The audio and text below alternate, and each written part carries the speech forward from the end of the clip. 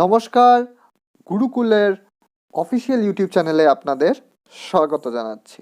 আবার নিয়ে এসেছি আজকে নতুন একটা গ্রামারের গুরুত্বপূর্ণ কনসেপ্ট, ফ্রেজ অ্যান্ড ক্লজ।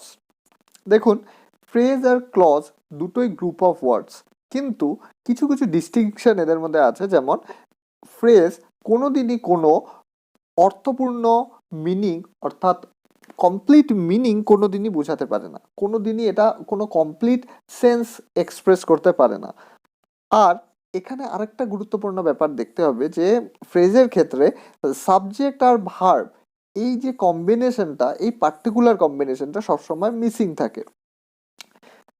কিন্তু ক্লজের ক্ষেত্রে রুলগুলো কিছু আলাদা। একটা গ্রুপ অফ ওয়ার্ডকে যদি ক্লজ হতে হয়, তাহলে তাতে অবশ্যই সাবজেক্ট এবং ভার্বের কম্বিনেশনটা প্রেজেন্ট থাকতে হবে। যেমন নাকি দেখুন, আই উইল গো, এটাকে আমরা একটা ফ্রেজ বলবো না, বলবো এটা একটা ক্লজ। কেন? কারণ কি এখানে দেখতে পাচ্ছি আই, যেটা একটা প্রোনাউন, যেটা নাকি এই সেন্টেন্সটাতে অর্থাৎ এই গ্রুপ অফ ওয়ার্ডসে সাবজেক্ট হিসেবে কাজ করছে। আর গো, গো একটা ভার্ব, আমরা জানি ভার্বের প্রথম ফর্ম অর্থাৎ V1 ফর্ম। এখানে সাবজেক্ট আর ভার্বের কম্বিনেশন আমরা পাচ্ছি, অর্থাৎ এটা একটা ক্লজ। আর একটা কথা আমাদের খেয়াল রাখতে হবে যে ক্লজ সম্পূর্ণ মিনিং দিতেও পারে অথবা নাও দিতে পারে। যেমন শি কামসের ক্ষেত্রে ইফ শি কামস আছে, এখানে যদি আমরা শি কামস টাকে অল্প লক্ষ্য করি, দেখতে পারবো শি একটা প্রোনাউন অ্যান্ড কামস একটা ভার্ব।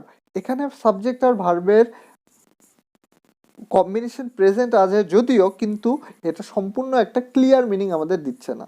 অর্থাৎ এটা একটা ক্লজ হলেও এটা আমাদের একটা কমপ্লিট মিনিং দেয় না। কিন্তু ফ্রেজের ক্ষেত্রে সেটা কোনো দিনই কমপ্লিট মিনিং দেবে না। যেমন ইন দ্য ইস্ট, এখানে সাবজেক্ট আর ভার্বের কম্বিনেশন নেই, অর্থাৎ এটা একটা ক্লজ নয়, বরঞ্চ একটা ফ্রেজ। আর এটা একটা কমপ্লিট মিনিং কোনোভাবেই দিচ্ছে না, অর্থাৎ এটা একটা ফ্রেজ।